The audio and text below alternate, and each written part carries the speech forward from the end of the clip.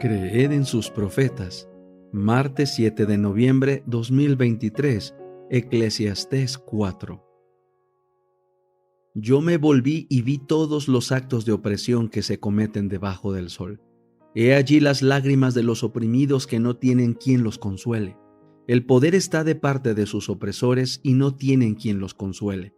Entonces yo elogié a los difuntos, los que ya habían muerto, más que a los vivos, los que hasta ahora viven. Pero consideré que mejor que ambos es el que aún no ha nacido, que no ha visto las malas obras que se hacen debajo del sol.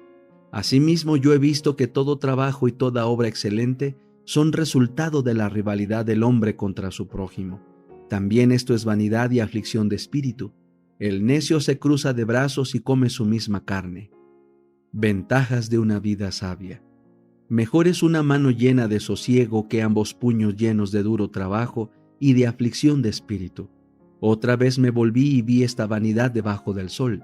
Se da el caso de un hombre solo y sin sucesor que no tiene ni hijo ni hermano, pero no cesa de todo su duro trabajo, ni sus ojos se sacian de riquezas, ni se pregunta, ¿para quién me afano yo privando a mi alma del bienestar? También esto es vanidad y penosa tarea. Mejor dos que uno solo, pues tienen mejor recompensa por su trabajo. Porque si caen, el uno levantará a su compañero, pero ay del que cae cuando no hay otro que lo levante. También si dos duermen juntos se abrigarán mutuamente, pero ¿cómo se abrigará uno solo? Y si uno es atacado por alguien, si son dos prevalecerán contra él, y un cordel triple no se rompe tan pronto. Mejor es un muchacho pobre y sabio que un rey viejo e insensato que ya no sabe ser precavido, aunque aquel para reinar haya salido de la cárcel o aunque en su reino haya nacido pobre. Vi a todos los vivientes debajo del sol caminando con el muchacho sucesor que estará en lugar del otro. Era sin fin todo el pueblo que estaba delante de él. Sin embargo, los que vengan después tampoco estarán contentos con él. También esto es vanidad y conflicto de espíritu. El conflicto de los siglos, capítulo 36. La libertad de conciencia amenazada. Hay una semejanza sorprendente entre la iglesia de Roma y la iglesia judaica del tiempo del primer advenimiento de Cristo. Mientras los judíos pisoteaban secretamente todos los principios de la ley de Dios, en lo exterior eran estrictamente rigurosos en la observancia de los preceptos de ella, recargándola con exacciones y tradiciones que hacían difícil y pesado el cumplir con ella. Así como los judíos profesaban reverenciar la ley, así también los romanistas dicen reverenciar la cruz. Exaltan el símbolo de los sufrimientos de Cristo, al par que niegan con sus vidas a aquel a quien ese símbolo representa. Los papistas colocan la cruz sobre sus iglesias, sobre sus altares y sobre sus vestiduras. Por todas partes se ve la insignia de la cruz. Por todas partes se la honra y exalta exteriormente. Pero las enseñanzas de Cristo están sepultadas bajo un montón de tradiciones absurdas, interpretaciones falsas y exacciones rigurosas. Las palabras del Salvador respecto a los judíos hipócritas se aplican con mayor razón aún a los jefes de la Iglesia Católica Romana. Atan cargas pesadas y difíciles de llevar y las ponen sobre los hombros de los hombres, pero ellos mismos no quieren moverlas con un dedo suyo. Mateo 23:4.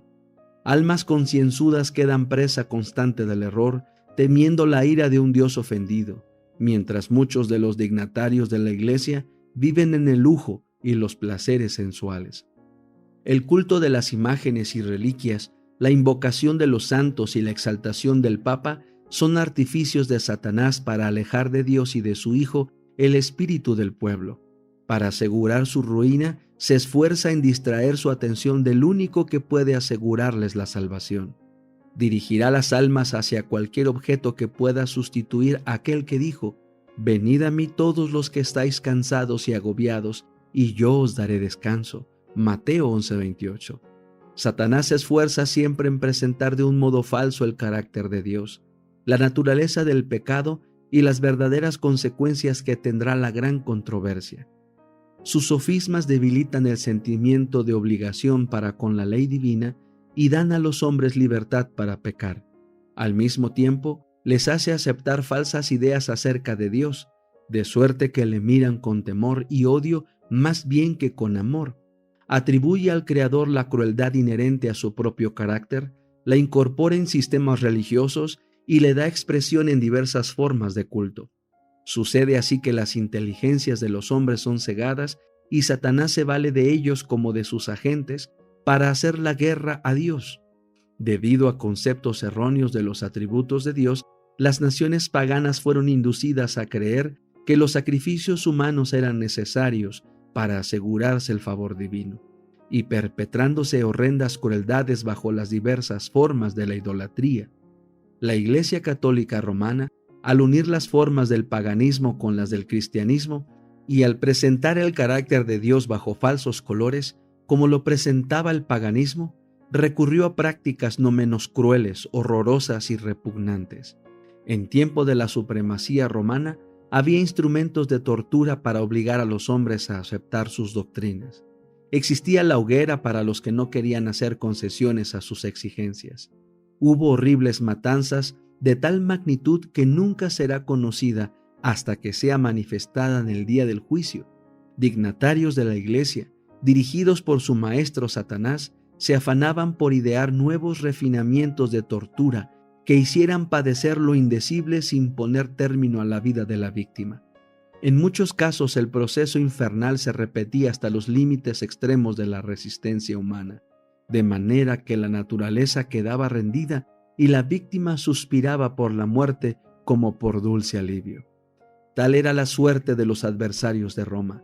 Para sus adherentes disponía de la disciplina del azote, del tormento del hambre y de la sed, y de las mortificaciones corporales más lastimeras que se puedan imaginar. Para asegurarse el favor del cielo, los penitentes violaban las leyes de Dios al violar las leyes de la naturaleza. Se les enseñaba a disolver los lazos que Dios instituyó para bendecir y amenizar la estada del hombre en la tierra. Los cementerios encierran millones de víctimas que se pasaron la vida luchando en vano para dominar los afectos naturales, para refrenar como ofensivos a Dios todo pensamiento y sentimiento de simpatía a sus semejantes. Si deseamos comprender la resuelta crueldad de Satanás, manifestada en el curso de los siglos, no entre los que jamás oyeron hablar de Dios, sino en el corazón mismo de la cristiandad y por toda su extensión, no tenemos más que echar una mirada en la historia del romanismo. Por medio de ese gigantesco sistema de engaño, el príncipe del mal consigue su objeto de deshonrar a Dios y de hacer al hombre miserable. Y si consideramos lo bien que logra enmascararse y hacer su obra por medio de los jefes de la Iglesia, nos daremos mejor cuenta del motivo de su antipatía por la Biblia. Siempre que sea leído este libro, la misericordia y el amor de Dios saltarán a la vista, y se echará de ver que Dios no impone a los hombres ninguna de aquellas pesadas cargas. Todo lo que Él pide es un corazón contrito y un espíritu humilde y obediente.